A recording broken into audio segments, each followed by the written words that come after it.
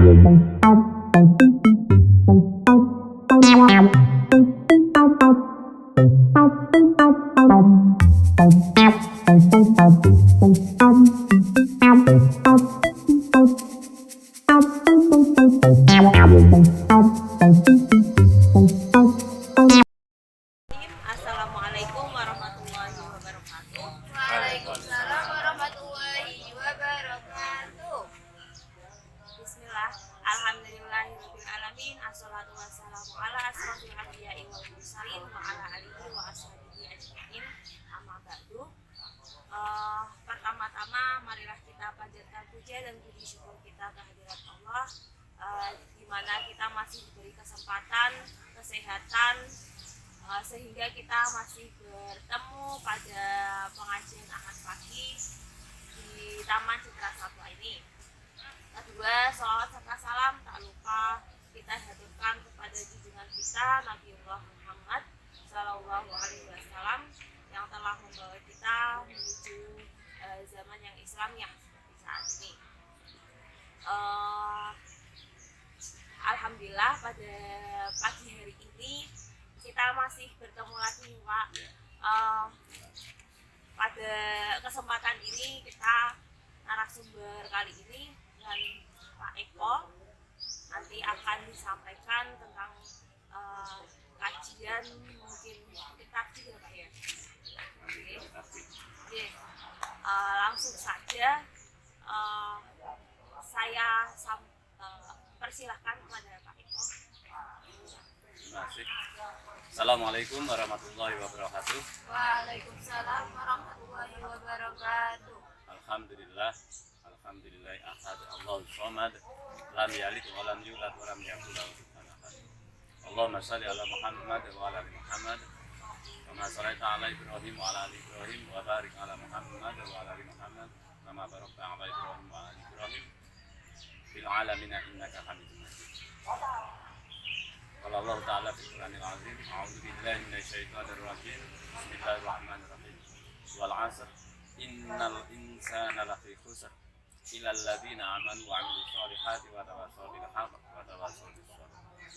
Yang dirahmati oleh Allah, ini kajiannya angkatan muda Muhammadiyah Bayan Sari, luar biasa. Meskipun yang pemudanya baru satu, pemuda yang merangkap ya, nggak apa-apa. Ini bagian yang memang harus kita telateni, yang harus kita openi ya, harus diopeni. Memang yang namanya orang datang di kajian itu tidak sehebat atau sebanyak ketika datang di acara yang sifatnya konser misalkan. Konser itu nggak usah diundang, otomatis datang dengan sendirinya, melihat iklan datang. Tapi kajian meskipun sudah diiklankan misalkan, ya tertentu saja. Nah, ini nggak apa-apa, bagian dari upaya kita membangun satu kesadaran diri. Maka di dalam mukadimah tadi kami membacakan salah satu surat di dalam Al-Quran, yaitu surat Al-Asr, yang insya Allah yang ngaji di sini sudah hafal. Nah, yang menarik ketika di surat Al-Asr ini Allah mengingatkan kita demi masa innal insana lafi khusr. Jadi sesungguhnya manusia di dalam kerugian. Nah, Al-Qur'an itu kan menyebut kata manusia itu kan sangat banyak. Ada al-insan, ada an-nas, ada ibnu Adam, ada al-bashar, dan beberapa lagi itu yang masing-masing itu kalau di dalam bahasa Indonesia itu maknanya sangat sederhana, manusia. Jadi kemudian seolah-olah Al-Quran itu menjadi sempit, yang berbagai kata itu kemudian disebut dengan manusia begitu saja. Nah, sehingga supaya kita tahu, kita harus melihat ketika Allah menyeru atau mengingatkan manusia dalam konteks al-insan, itu apa sih hendaknya yang ingin diingatkan oleh Allah. Jadi Allah mengingatkan sesungguhnya manusia ketika Allah menyebut dengan al-insan itu yaitu manusia dalam konteks kesadaran diri. Jadi ketika kita tidak mau membangun kesadaran diri kita, maka kita akan menjadi orang-orang yang merugi. Nah, membangun kesadaran itu harus terus menerus. Tidak bisa kita membangun kesadaran hari ini dibangun, besok tidak, besok berhenti, lama lagi baru bangun lagi. Ya, nanti kita akan rugi kalau seperti itu. Kemudian yang kemarin kami sampaikan terkait dengan tema kita itu adalah tentang apa? Menjadi pribadi yang ramah. Kita tahu bahwa Allah itu kan menyampaikan kepada kita semua, wa ma arsalnaka illa rahmatan lil alamin. Jadi Allah itu tidak mengutus Rasulullah, ya, tidak mengutus Rasulullah Muhammad itu kecuali apa? Menjadi rahmat bagi seluruh alam. Nah, apa yang kemudian menjadikan rahmat itu? Yang menjadikan rahmat seluruh alam itu apa? Apakah hartanya? Karena Nabi Muhammad itu meskipun kondisi yatim piatu, tapi ketika masih muda itu kan termasuk kaya raya, ya. Kita nggak tahu nih pemuda-pemuda, justru sekarang ini kalau kita melihat pemuda-pemuda Islam itu belum kaya raya, ya, belum kaya raya. Terbukti ketika mau menikah itu mas kawin saja masih sangat sederhana, seperangkat alat sholat. Padahal Rasulullah itu ketika menikahi Siti Khadijah, berapa itu mas kawin? Nanti bisa dilihat berapa unta itu. Bahkan ada yang mana kalau dinilai sekarang mungkin bisa jadi sekitar 2M. Ini pemuda-pemuda Islam itu hampir belum bisa ke sana. Tapi yang Allah ingin tunjukkan itu bukan itu.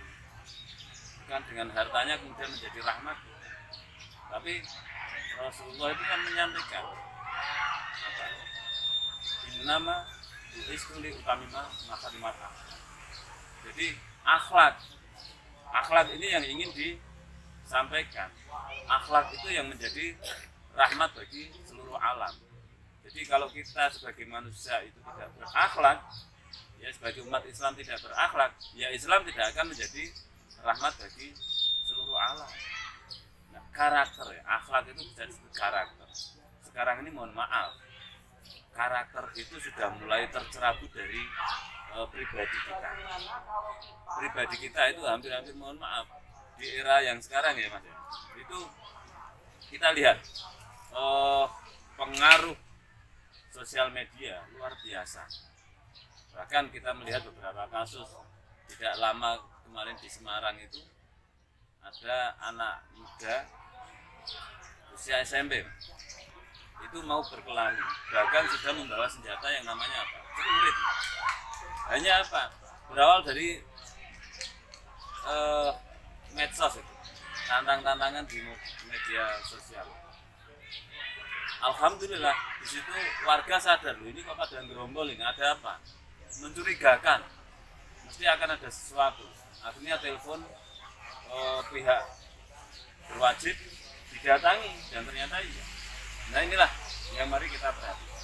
Nah akhlak ini menjadi satu bagian yang harus kita perhatikan bersama.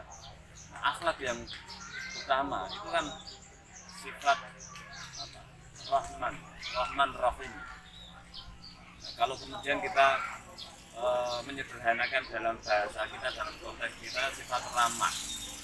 Ramah itu kan juga kasih sayang.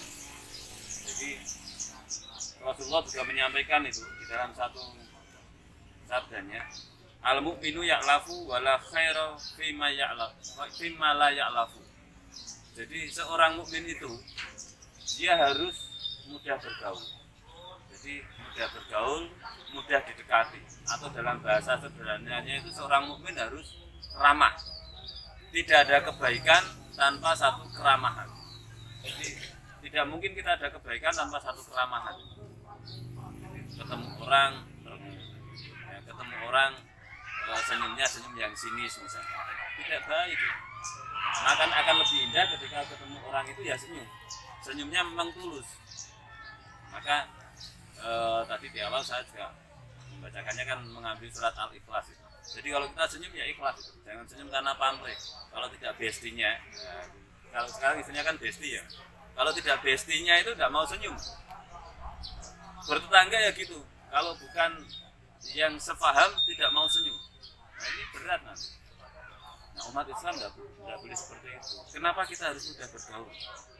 Kenapa kita harus ramah? Era sekarang ini kalau kita tidak mau bergaul, kalau istilahnya sekarang ya membangun jejaring. Kalau kita tidak mau membangun jejaring, kita habis, kita akan hilang. Maka umat Islam harus mampu membangun jejaring. Anak-anak muda itu, angkatan muda harus mampu membangun jejaring. Meskipun kadang kita itu ada rasa minder. Nah ini yang berat. Kalau membangun jaringan kemudian kok minder, aku ngene, kayak ngono, aku ngene kok, itu akan hilang nanti. Jadi kita tidak perlu ada rasa minder. Kita tidak perlu kemudian ada rasa rendah diri. Karena kita juga tahu Allah itu kan mengingatkan kita di dalam Quran surat Al-Hujurat ayat yang ke-13. Ini nanti bisa dilihat. Ya ayyuhannas khalaqnakum min dzakari wa unsa wa ja'alnakum syu'uban wa qabaila lita'arafu. Inna akramakum indallahi atqakum. Innallaha khabirun bima ta'malun. Jadi Allah itu kan mengingatkan yang di surat Al-Hujurat ayat ke-13 ini menyebutnya dengan ya ayyuhannas. Ya ayyuhannas. Artinya apa? Allah mengingatkan kita dalam konteks bermasyarakat. Kalau tadi di dalam surat Al-Asr kan innal insan. Kalau sekarang ya ayyuhannas. Ya ayyuhannas itu Allah mengingatkan kita bahwa di dalam bermasyarakat kita itu harus sadar. Sadar apa? Sadar bahwa kita itu dari satu laki-laki dan seorang laki-laki dan seorang perempuan. Artinya apa? Tidak ada perbedaan, sama saja. Itu rasa minder. Baik itu yang berkulit putih, yang berkulit hitam, yang mancung, yang kurang mancung misalnya. Tidak perlu minder itu. Karena sama. Di dalam bermasyarakat itu sama. Di dalam bermasyarakat sama, tidak ada perbedaan. Ya ayyuhannas, wahai manusia, ketika kamu hidup bermasyarakat. Nah, itu Allah sebenarnya menyebutnya seperti itu. Kalau kita mau lebih artinya menarik lebih luas. Kalau dalam bahasa Inggrisnya kan ketika Allah menyebut anas di dalam Al-Quran itu kan bahasa Inggrisnya people. Ya, people itu kan menyebut manusia dalam konteks kehidupan bermasyarakat. Manusia nak kue bermasyarakat, kue rasa minderan lah. Kamu itu hasil dari seorang laki-laki dan seorang perempuan, sama itu. Jadi rasa minder. Kalau wong sing sugih lebih. Jadi kebanyakan kan gitu ya. Kalau dengan orang kaya lebih. Dengan orang yang berpendidikan, kelihatannya berpendidikan tinggi, grogi. Wah, kayak dokter. Aku mau SD misalnya. Tidak perlu minder. Tidak perlu minder. Banyak hal yang bisa di-create untuk kemudian menjadikan meskipun itu dalam konteks pendidikan misalkan tidak berpendidikan tinggi bisa menjadi kualitas yang tinggi juga. Jangan dikira tidak. Contoh misalkan kita melihat satu produk yang sama misalkan singkong itu misalkan. Singkong kalau hanya dengan bentuk singkong saja itu nilainya juga sedikit. Kan begitu. Tapi ketika kemudian diproses, diolah, bisa meningkat. Nilai jualnya bisa bertambah. Nah, dari situ apa yang bisa kita ambil pelajaran? Apa yang bisa kita ambil pelajaran? Yang bisa kita ambil pelajaran diantaranya begini. Singkong itu kan barang mati ya. Singkong itu kan barang mati. Itu saja yang dari nilai pas-pasan bisa ditingkatkan. Apalagi manusia. Manusia barang hidup yang selalu berproses dari masa ke masa. Innal insan.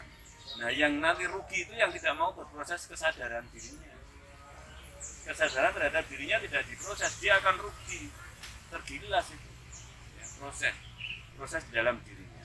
Karena kalau tadi di dalam surat Al-Hujurat, inna akramakum indallahi atqakum, yang paling mulia itu bertakwa. Nah proses yang dibangun apa? Ketakwaan. Nah, kan ternyata Al-Quran itu ketika dirunut kan luar biasa. Tarik digabungkan ketemu. Prosesnya adalah proses ketakwaan yang dibangun. Nah, ini penting. Dan ketakwaan itu diantaranya satu. Ketika kita masih melihat di dalam Quran surat Al-Hujurat yang ayat ke-13 itu kan Allah menyebut dengan ya ayyuhan nas. Tapi di ayat yang ke-11 dan 12 Allah kan menyebut dengan ya ayyuhalladzina amanu. Mengingatkan kepada orang-orang yang beriman. Jadi sebelum bermasyarakat, orang-orang yang beriman itu diingatkan dulu oleh Allah. Tentang apa? Sebenarnya ada 6 hal. 6 hal. Yang pertama ketika bermasyarakat, kamu jangan suka mengolok Allah. Di dalam Quran surat Al-Hujurat itu. Kalau yang bawa Al-Quran biasanya kalau HP kan ada itu bisa dilihat. Jadi yang pertama itu jangan suka mengolok-olok. Nah yang menarik lagi di dalam surat Al-Hujurat ayat ke-11 itu, ketika Allah mengingatkan janganlah satu kaum mengolok-olok kaum yang lain. Nah kaum kan berarti banyak, ada laki-laki, ada perempuan. Kemudian ditegaskan lagi, janganlah perempuan yang satu mengolok perempuan yang lain. Nah ini yang menarik ini. Ketika sudah ada kaum, kemudian ditegaskan lagi oleh Allah perempuan. Kaum itu menyebut secara universal. Ketika sesuatu yang universal kemudian diulang yang khusus, kalau di dalam kaidah bahasa Arab yang disebut khusus itu berarti perlu ada perhatian yang penting. Jadi artinya apa? Kalau perempuan ini cenderung suka mengolok-olok. Ini kecenderungannya. Jadi kalau laki-laki nanti siap-siap diolok-olok. Ini bahasa Al-Quran ya. Artinya ketika seperti ini. Aqimi sholat wa atu zakat warka'u ma'ar raki'in. Dirikan sholat dan tunaikan zakat dan rukuklah bersama orang-orang yang ruku. Ruku itu kan bagian dari sholat. Kenapa sudah disebut sholat? Di akhir ayat ditegaskan dengan ruku. Artinya apa? Ruku itu bagian dari yang penting ketika kita sholat, tapi cenderung diabaikan. Ada kecenderungan diabaikan, Pak. Jadi orang ruku itu kadang cukup nyut, nah sudah. Padahal ketika Allah mengingatkan, aqimi shalah wa atu zakat warka'u ma'ar raki'in, dan rukulah bersama-sama orang-orang yang ruku. Tadi kan sudah disuruh sholat, kalau sekarang ruku. Nah ruku padahal bagian dari sholat. Maka ruku itu menjadi satu bagian yang penting. Nah yang sering dilupakan. Ya. Jadi ruku itu menjadi bagian yang penting yang sering dilupakan. Kemudian tadi kembali pada surat Al-Hujurat terkait dengan akhlak tadi. Kemudian ketika kita sudah tidak mengolok-olok, jangan mencela. Jangan mencela. Mencela itu artinya nggak, bahasanya kita maidu, menyek, terus kemudian maidu. Yang ini ada, mohon maaf, orang mencela itu, orang maidu itu bisa menghilangkan keikhlasan orang lain. Hati-hati. Dan ketika kita menghilangkan keikhlasan orang lain, maka itu termasuk dosa. Jadi mencela itu kita sederhana tapi dosa. Maka ini diingatkan dulu kepada orang-orang yang beriman sebelum tadi terjun pada bermasyarakat. Maka ketika bermasyarakat, jadilah orang yang ramah. Ojo suka mengolok-olok, jangan suka mencela. Misalkan karena merasa anak muda ini, wah yang lain baru lulusan SMA, aku kan S2. Tekonnya carry, Pak. Jadi ketika ada kegiatan datangnya belakangan. Padahal sudah disiapkan yang sebelumnya. Karena merasa pendidikannya lebih tinggi, datang terus mencela saja. Lu ini harusnya tidak begini. Waktu ini kan yang ini. Lu aku kan ingin ngomong. Saya kemarin sudah menyampaikan harusnya begini. Hanya menyampaikan kemudian tidak ikut melaksanakan. Ketika dilaksanakan datang mencela. Kemudian yang tadinya itu mengerjakan dengan penuh keikhlasan, karena dicela tadi, lah ngerti ya tak jarke wae. Wis direwai kesel-kesel kok malah dipaidu. Nah, ini kan bahaya itu. Yang tadinya sudah ikhlas, memang pure mengerjakan ini karena Allah, kemudian karena dicela jadi ngerti ya tak kerjake. Nah, ini bahaya. Jadi seorang mukmin dia ramah, dia tidak akan mencela. Kalaupun ada yang kurang, maka diajak diperbaiki bersama, bukan dicela. Karena sesungguhnya Islam datang itu kan bukan untuk menyalahkan. Islam datang itu bukan untuk menyalahkan, tapi Islam datang itu untuk meluruskan, membenarkan yang salah. Membenarkan berarti ini salah, oh benar ini, bukan. Membenarkan itu meluruskan. Yang tidak benar dijadikan benar, tapi tidak disalahkan. Karena orang salah, meskipun orang yang itu sudah sadar dirinya salah, kalau disalahkan bisa marah. orang salah, disalahkan bisa marah. Tapi kalau diingatkan dengan baik, insya Allah tidak marah. Orang salah sudah, apalagi dia sudah menyadari kesalahannya, masih disalah-salahkan terus, dia akan marah. Karena manusia punya kecenderungan juga untuk berontak juga. Ketika ditekan dengan dipojokkan, disalah-salahkan bisa marah. Maka hati-hati, kita harus ramah, tidak mencela. Nah, berikutnya, jangan memanggil dengan panggilan yang tidak baik. Jadi seorang yang beriman itu ketika bermasyarakat tidak memanggil dengan panggilan yang tidak baik. Insya Allah kalau di lingkungan kita mudah-mudahan tidak ya. Tapi jangan kemudian ketika kita di lingkungan lain kita ikut-ikutan, sehingga tidak ada bedanya orang yang beriman dan tidak beriman. Orang yang beriman dia mencela, orang yang beriman juga memanggil dengan panggilan yang tidak baik. Nanti kemudian apa bedanya yang dengan yang tidak beriman? Kan begitu. Jangan sampai. Jadi seorang yang mempunyai pribadi ramah, dia tidak akan memanggil dengan panggilan yang tidak baik. Misalkan ini, ini kan panggil siapa?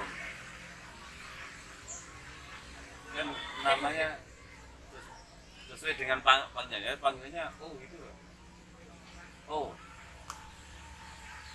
Bukan roti ya.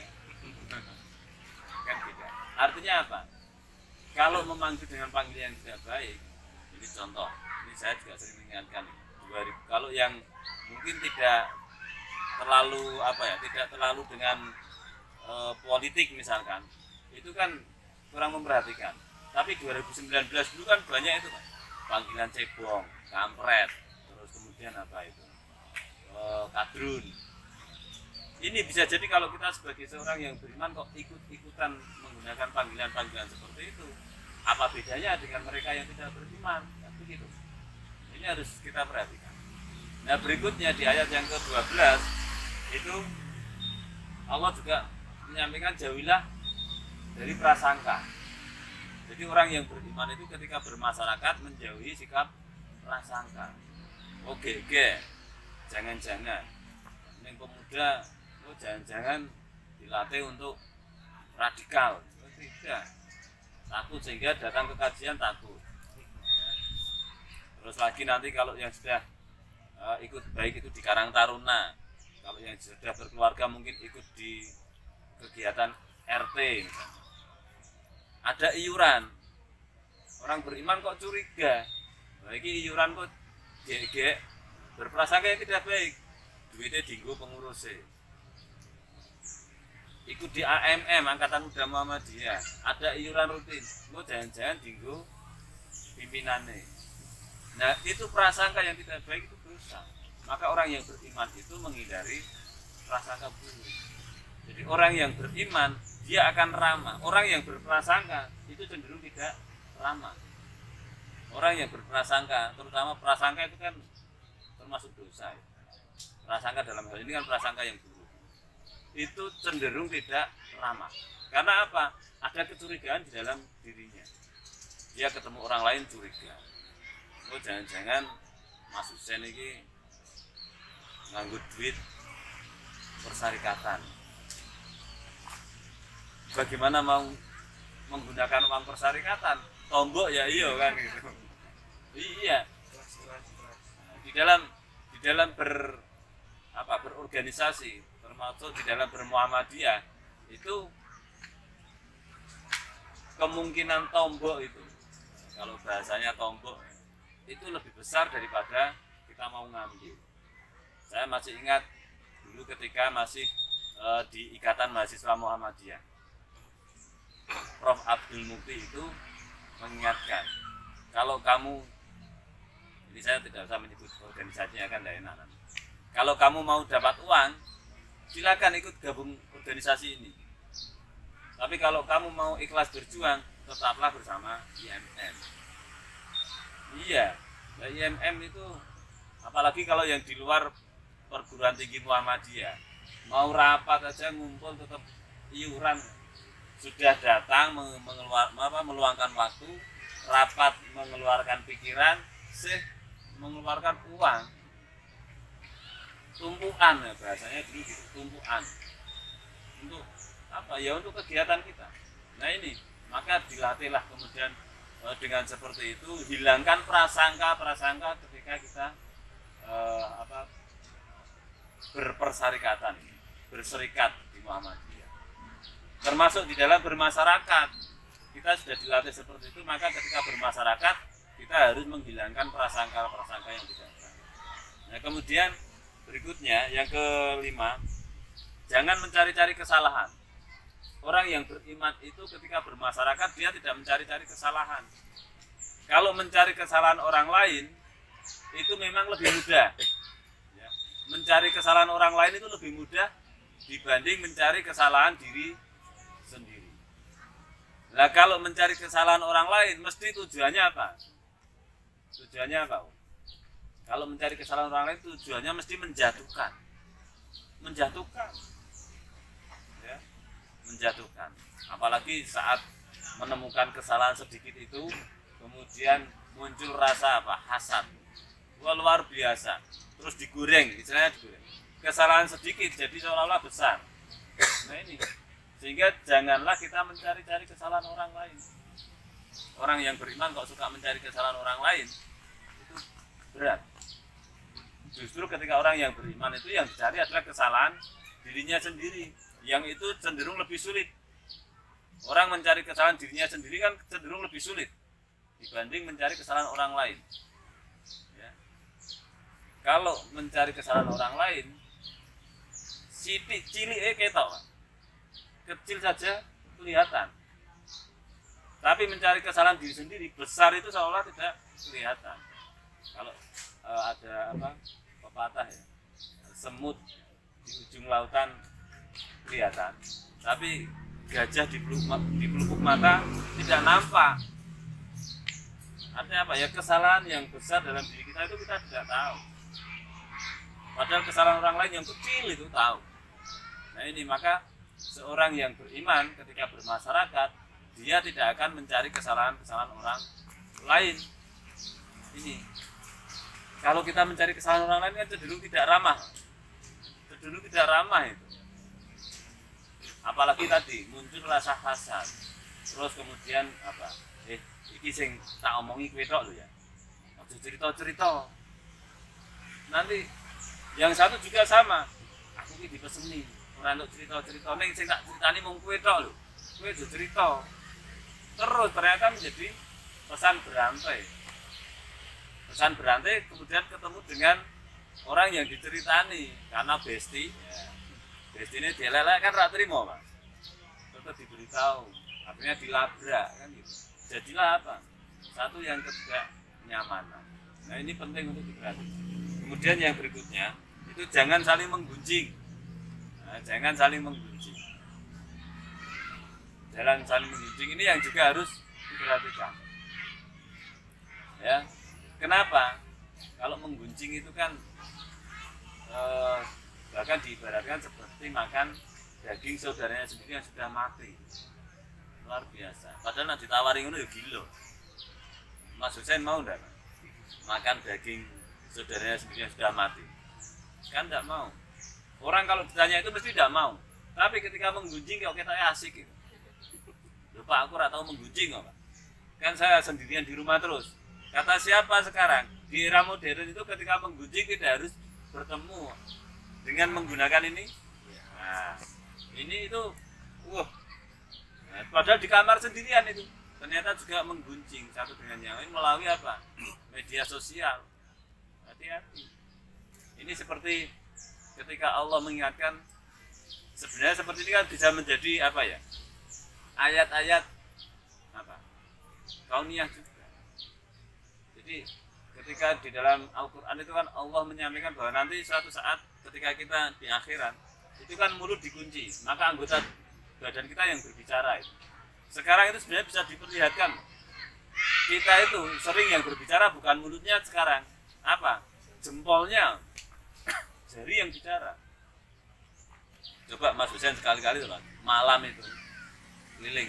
Saya kadang suka itu. Malam itu kadang jalan-jalan terus nongkrong di angkringan-angkringan, kucingan gitu. Ya bukan apa-apa. mengamati lah kecil-kecilan pola kehidupan anak-anak muda itu. Ternyata dia ngumpul itu tidak ngomong, diem pakai gini, tahu-tahu misuh, tahu-tahu misuh. Misuh itu artinya apa? Mengeluarkan bahasa atau kata-kata yang tidak baik. Padahal diem, hanya begini saja loh, nutul ini, tahu-tahu misuh. Dan yang misuh itu, mohon maaf, bukan orang yang tidak berpendidikan. Karena yang saya datangi biasanya kan di sekitar kampus-kampus gitu. Artinya apa? Ada kemudian yang nongkrong di situ kan mahasiswa. Mahasiswa itu kan termasuk bagian dari orang yang berpendidikan. Ternyata masih misuh-misuh. Ini artinya apa? Dia kuliah tapi tidak membangun kesadaran dirinya. Nah ini penting.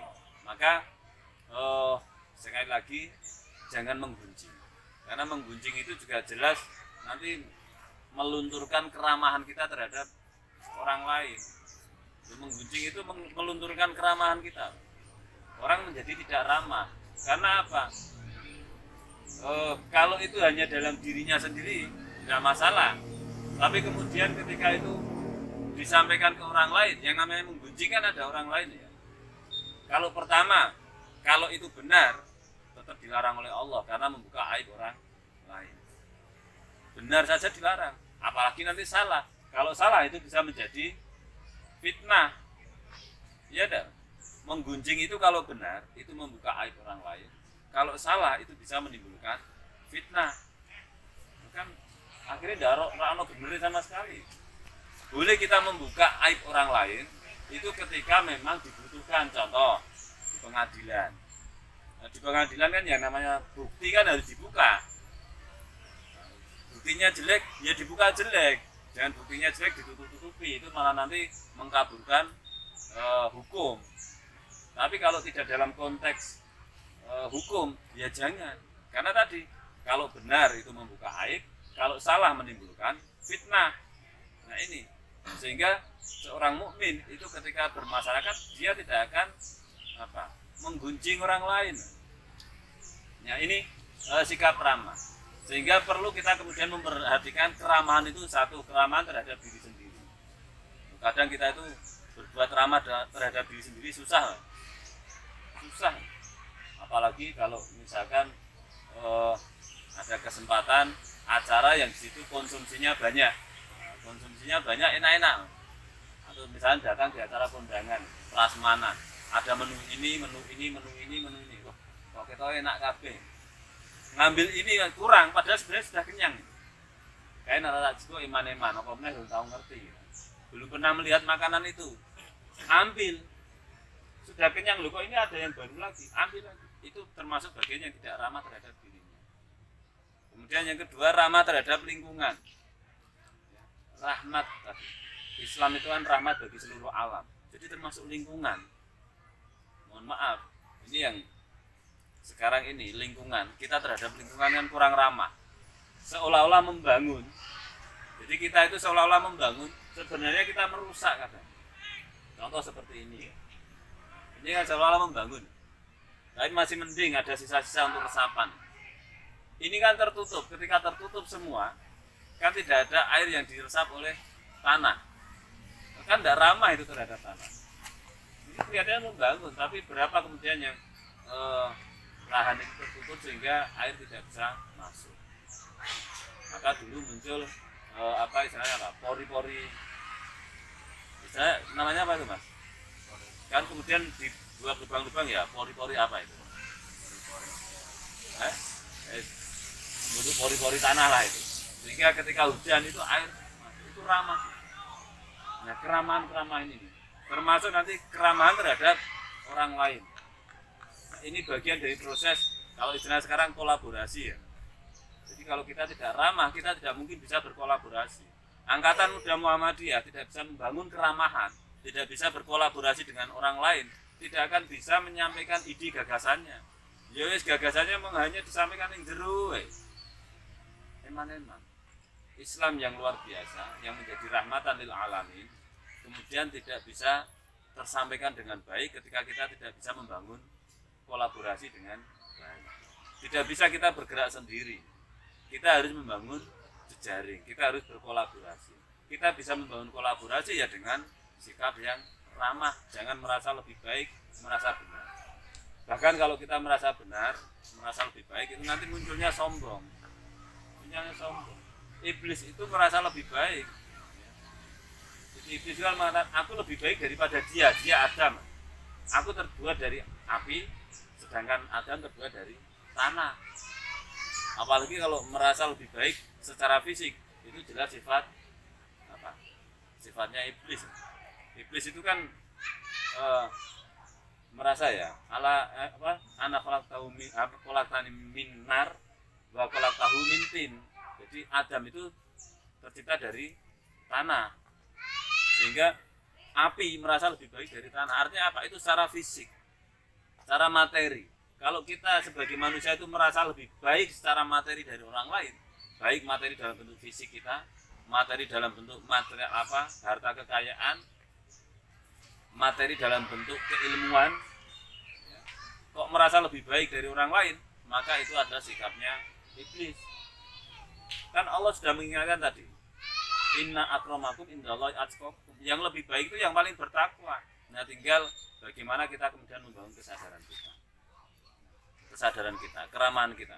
Tadi ketika di awal saya menyampaikan ya, ketika Rasulullah menyampaikan al-mu'minu ya'lafu wala khaira fi ma la ya'lafu. Wa khairun nasi anfa'uhum linnas. Jadi ketika Rasulullah menyatakan orang yang beriman itu ramah. Orang yang beriman itu ramah. Dan tidak ada kebaikan tanpa keramahan. Sungguh orang yang paling baik itu adalah yang paling bermanfaat bagi orang lain. Nah ini, jadi mari sekali lagi kita membangun kesadaran diri kita sehingga kita mampu menjadi pribadi-pribadi yang ramah. Ramah dengan keilmuan, ramah dengan akhlak kita. Akhlak yang ramah inilah yang nanti menjadikan Islam itu benar-benar menjadi rahmatan lil alamin. Tanpa akhlak, tanpa keramahan, maka Islam itu tidak akan menjadi rahmat. Yang menarik begini, ini di dalam himpunan putusan tarjih ya, ada seorang sahabat itu menyampaikan ini begini. An Abi Hurairah qala illa ya Rasulullah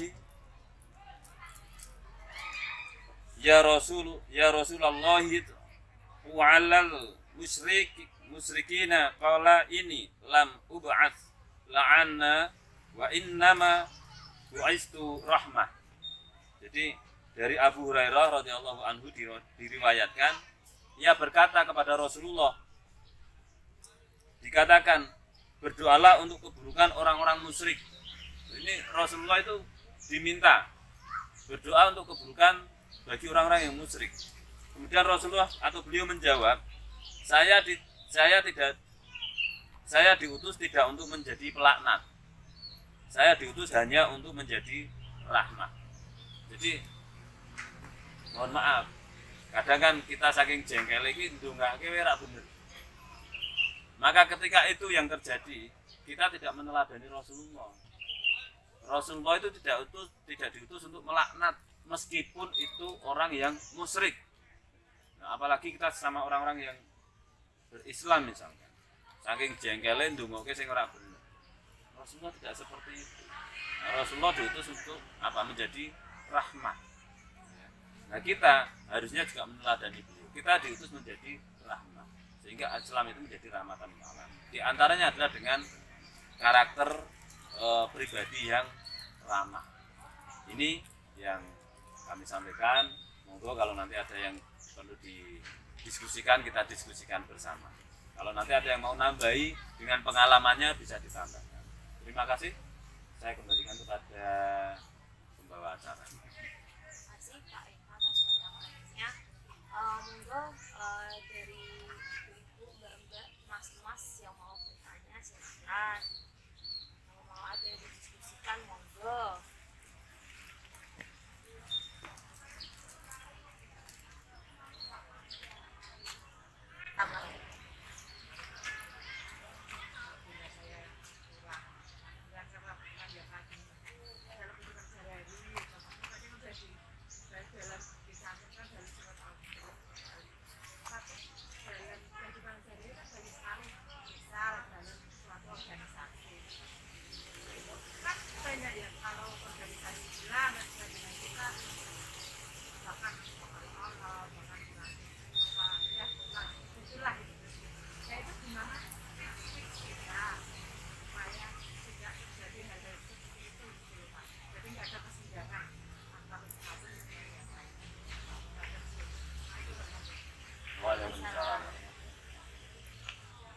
terima kasih. Ini dalam konteks tidak sekedar pribadi tapi kemudian kelompok. Nah, kelompok. Kan tadi sudah diingatkan, satu kaum atau satu kelompok itu jangan mengolok-olok kelompok yang lain. Nah, ini harus dipegang itu. Di dalam Quran surat Al-Hujurat ayat yang ke-11 itu. Jadi ini perlu dipegang, apalagi orang-orang yang beriman. Orang-orang yang beriman. Karena apa? Kalau kita sudah mengolok-olok, itu nanti yang namanya iblis itu pinter. Iblis itu pinter. Kita kadang kalah pinter dengan iblis. Iblis itu kan menggoda manusia, terutama menyerang hati manusia. Itu kan halus. Yang pertama, orang yang beriman itu diserang dengan kemudian riya dulu. Riya, ro'un. Jadi pamer. Riya itu kan ingin dilihat ketika di dalam beribadah. Jadi kalau beribadah, baik itu ibadah maldoh maupun ibadah ghairu maldoh, dia inginnya dilihat. Inginnya dilihat. Setan itu seperti itu. Dia menggoda, wis kowe ra usah sibuk-sibuk, ra usah ngono sing ndelok. Jarke wae, engko nek wis teko. Nanti kalau sudah banyak yang datang kamu baru sibuk lah. Nah, itu iblis. Menggoda hati. Kemudian kalau kita sudah bisa menghindarkan diri dari sifat ro'un, kemudian sifat riya, ada lagi penyakit yang halus juga, sum'ah. Tidak pengen dilihat, tapi pengen didengar. Pengen didengar. Misalkan contoh sholat malam. Sholat malam sudah di kamar sendirian, tidak ada yang lihat. Besok pagi cerita. Ternyata kalau sudah bisa sholat malam itu adem gitu. Coba wis kowe sholat malam, kan adem. Kan tidak dilihat orang lain itu, tapi diceritakan, pengen didengar. Dengan harapan, wih, iya ya, kayak toh sholat malam terus, ternyata memang uripe ya enak. Itu sum'ah itu. Ya, penyakit yang dibisikkan oleh iblis itu seperti itu.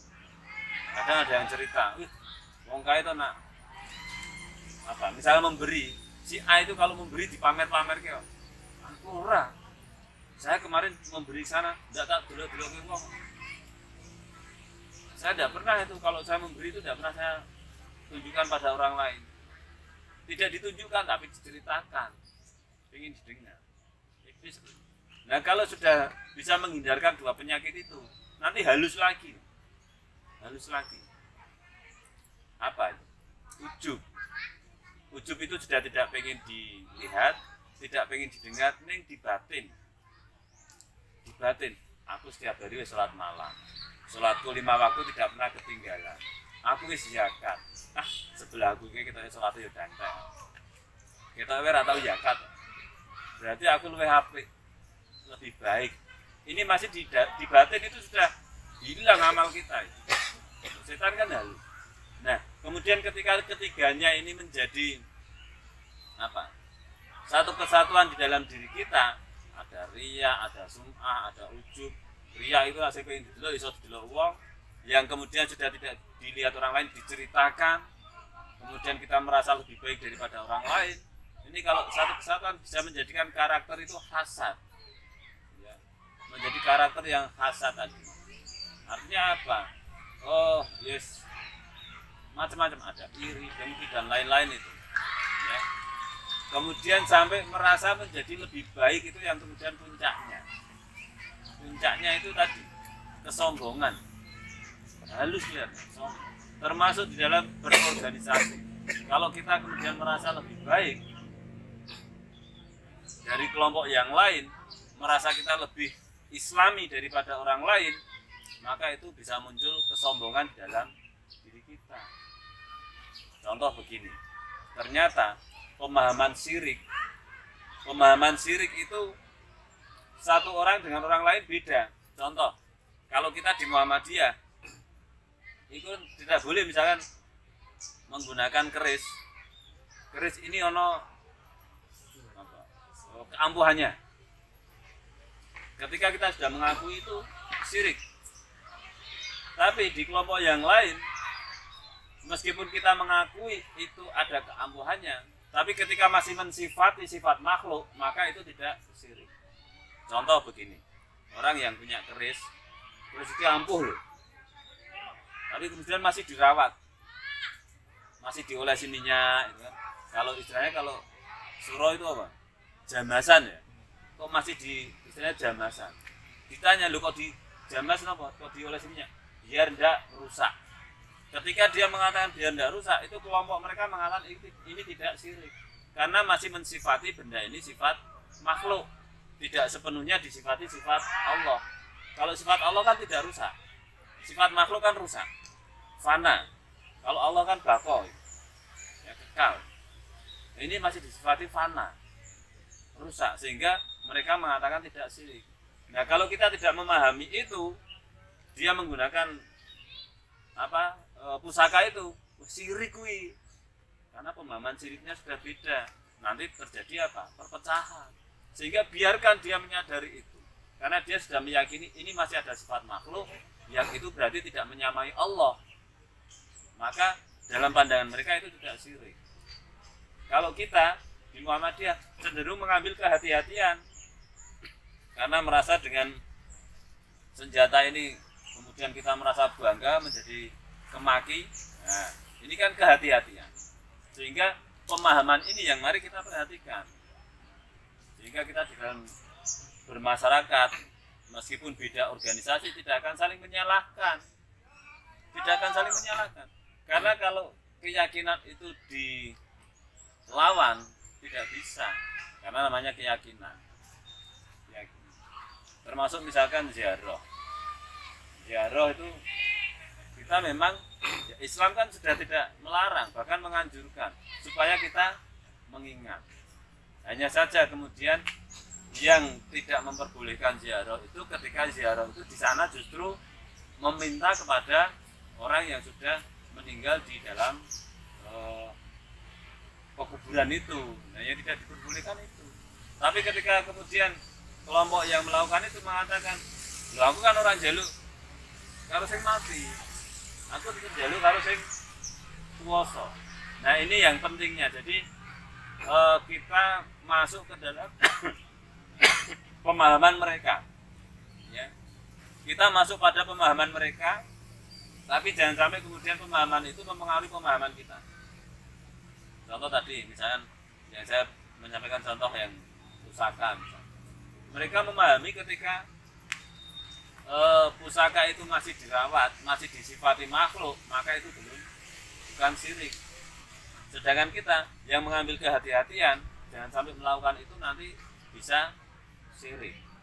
Nah, sehingga ketika kita sudah masuk pemahaman mereka yang seperti itu, oh iya, kan begitu saja, enak itu. Jadi enak. Sehingga kita bisa penting untuk melakukan itu. Kecuali kalau kita sebenarnya kan sudah sadar, secara syariah kita sama, yang beda itu biasanya kecenderungan pada perilaku dan kemudian pada fikihnya.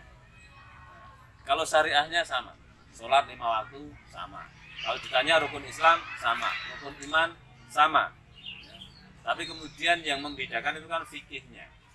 Ketika fikih itu sudah nanti ranahnya para ahli fikih itu, para fuqaha. Kemudian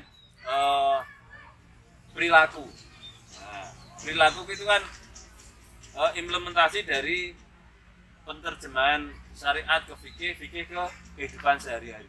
Maka kalau kita mendengar kata soleh, soleh itu kalau sekali lagi bahasa orang memaknai bahasa Arab itu kan kadang sangat sederhana. Soleh itu mesti kalau ditanya anak yang soleh, anak yang baik. Padahal menyebut baik di dalam Al-Quran itu ada thayyib, ada khair, ada ma'ruf, ada soleh. Itu dimaknai sederhana dengan bahasa Indonesia baik. Nah, soleh kalau diambil itu adalah dicari lawan katanya, itu soleh itu lawan katanya fasad. Fasad rusak, soleh maka utuh. Utuh apa? Utuh ibadahnya, utuh akidahnya, utuh ibadahnya, utuh muamalahnya. Nah, muamalah ini tadi yang terkait dengan pergaulan, organisasi satu dengan yang lain. Tidak usah saling menyalahkan. kecuali memang kesalahan-kesalahan itu yang bersifat fatal yang memang sudah disalahkan di dalam Al-Quran.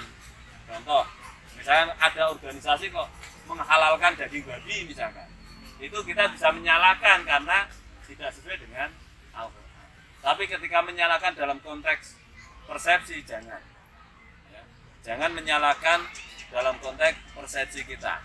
Tapi kalau menyalahkan dalam konteks ini loh Al-Qur'annya begini, daging babi itu haram, ya sudah haram. Meskipun diteliti daging babi itu haram karena ada cacing pitanya.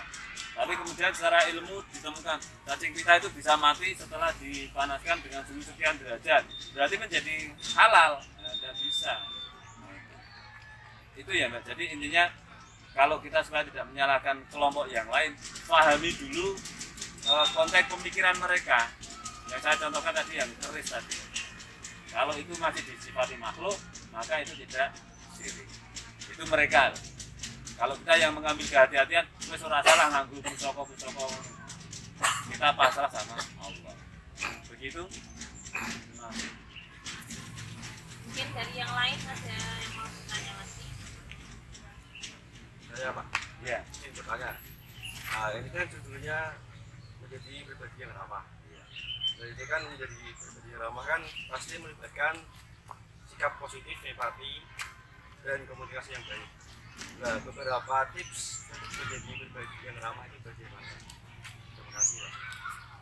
Ya, untuk menjadi pribadi yang ramah. Tadi sudah kami jelaskan ya di dalam surat Al-Hujurat ayat yang ke-11 dan 12. Yang pertama, jangan suka mengolok-olok. Jangan suka mengolok-olok. Kedua, jangan suka apa? Mencela. Kemudian jangan suka apa? Mengolok-olok, mencela, memanggil dengan panggilan yang tidak baik.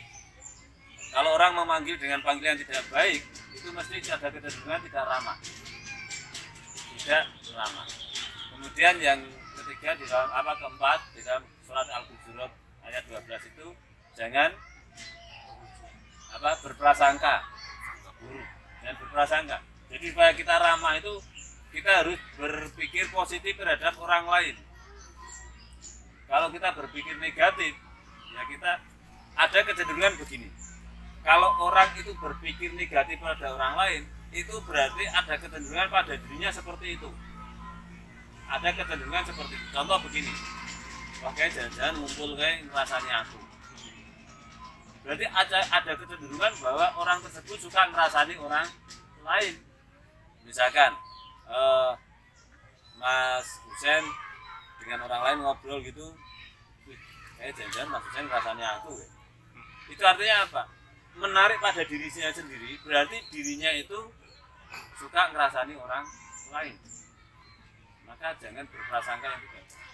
Orang yang kecenderungan menilai orang lain itu ada kecenderungan melihat pada dirinya sendiri. Ya. Tapi kalau orang yang pada dirinya itu santai saja, ya biasa saja, tidak ada muncul kecurigaan. Ya biasa saja.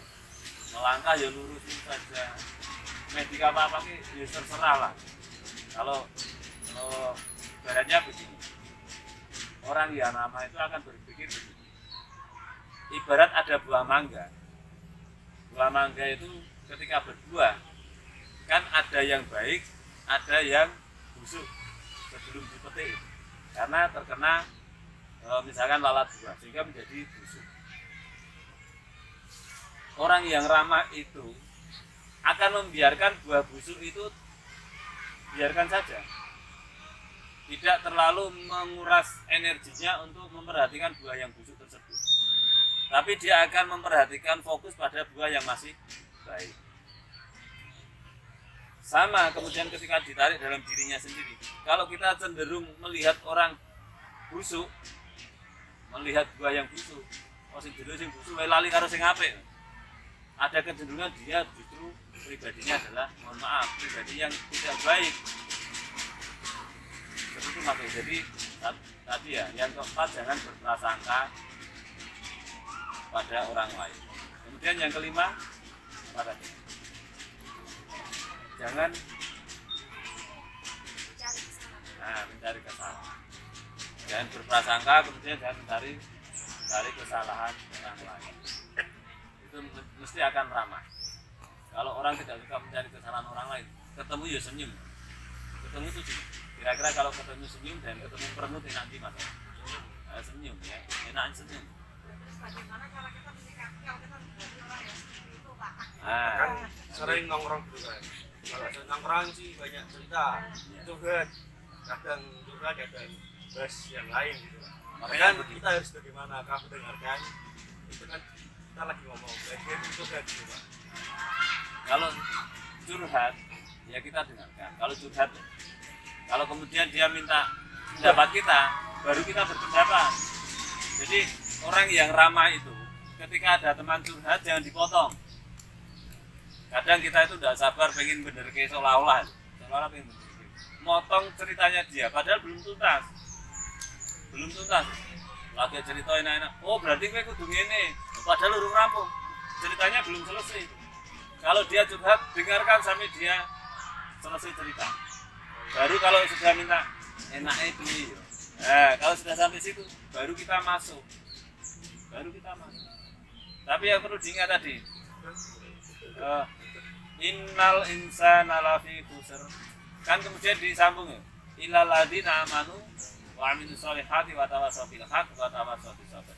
Nah, kalau mensikapi orang yang seperti ini bagaimana? Satu, kita yakin bahwa setiap orang itu punya potensi kebaikan. Semua orang punya potensi kebaikan. Tapi kan yakin saja tidak bisa, maka illal ladzina amanu wa amilus solihat. Dan amal yang baik, amal yang utuh tadi. Ya. Kita yakin dia punya kebenaran, punya sisi-sisi kebenaran. Karena kan fa'alhamaha fujuraha wa taqwaha.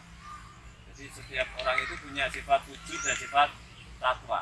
Orang yang lagi tidak baik, yang lagi fujur, yakinilah bahwa dia punya sifat takwa. Yakini itu. Sehingga mensikapinya yakinlah dia bisa dibenahi.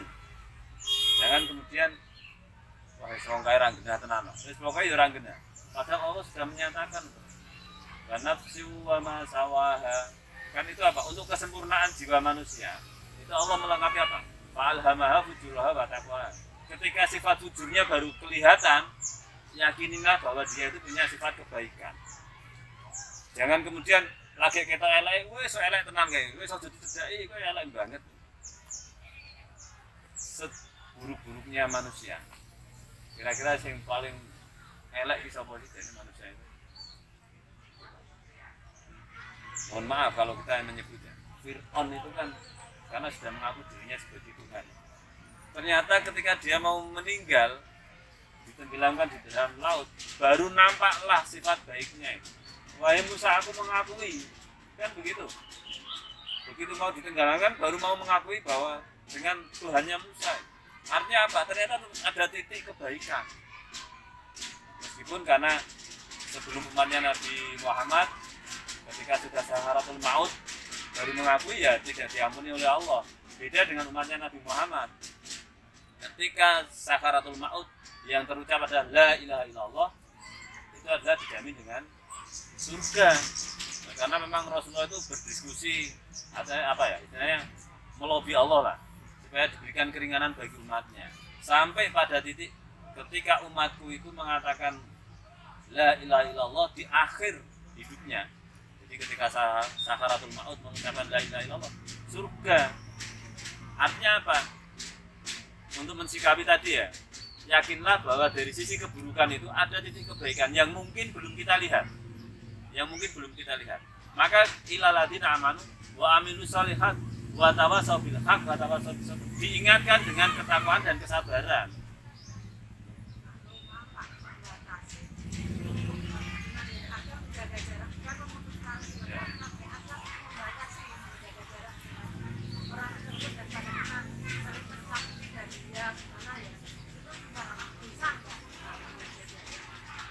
Itu bahkan itu dibenarkan. Jadi kalau begini, kalau sudah tidak bisa diingatkan, wa tawassaw bil haqq wa tawassaw bis sabr, itu sudah tidak bisa kita mentok, misalnya jauhi. Jauhi dalam konteks kita tidak memutuskan silaturahim, tapi dalam konteks jangan sampai kita terpengaruh. Maka kalau tidak salah ini Al-Quran atau apa ya, nanti coba dicari. Jauhilah orang-orang yang bodoh. Orang-orang yang bodoh itu bukan orang yang tidak bisa membaca, tapi orang yang bodoh ini adalah orang yang sudah diberitahu ini loh ada sesuatu yang benar, tapi dia tidak mau, masih kekeh dengan masih tertutup dengan sifat wujudnya tadi. Sifat takwanya tidak mau bangkit. Mohon maaf, yang namanya sifat wujud itu tidak usah dilatih kok. Sifat wujud, sifat ngeyel itu tidak usah dilatih. Anak-anak itu tidak usah dilatih ngeyel. Jangankan anak-anak, orang tua ya, tidak usah dilatih ngeyel loh. Mendengar Allahu Akbar, ya cik asik kadang dengan aktivitasnya. Iya, ini ngeyel itu cuma. Mau dipanggil, diundang cek, tidak mau datang itu kan ngeyel. Itu tidak usah dilatih. Tapi kalau sifat takwa harus dilatih terus itu. Berhenti membangun ketakwaan, hilang kan. Kalau sifat wujud tidak usah dilatih, ngeyel pinter. Kalau misalkan sebagai guru itu tidak usah melatih muridnya ngeyel, sudah pinter ngeyel. Jangankan guru yang muridnya banyak, orang tua yang anaknya mungkin 1, 2, atau 3, tidak usah melatih anaknya ngeyel, pinter ngeyel. Kadang bantah wong tua. Nah ini, jadi sehingga pada titik dia sudah tidak mau diingatkan watawasaw bil haq watawasaw bis sabr, maka kesabaran kita diantara menghindari itu. Itu bagian dari kesabaran, bukan dari bagian memutus silaturahim. Begitu ya. Jadi intinya tetap yakinlah ketika ada orang yang seperti itu. Yang pertama yakin bahwa dia itu punya sifat baik juga, karena fa'alhamaha fujuraha wa taqwaha. Kemudian yang kedua, berilah contoh dengan perilaku kita yang baik.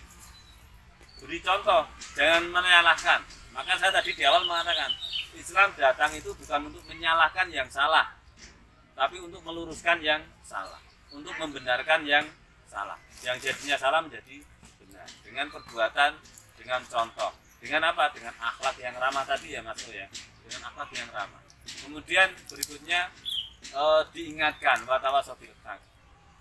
Sampai akhirnya kok masih saja tidak mau, ya kita yang bersabar, geser sedikit lah, geser dulu, sambil kita doakan mudah-mudahan dia suatu saat sabar. Begitu nih.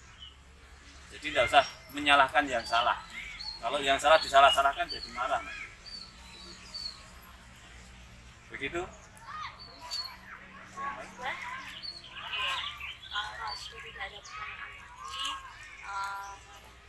kita tutup. Terima kasih atas kerawatannya Pak. Saya ingatkan lagi tentang sikap ramah kita sebagai orang yang beriman.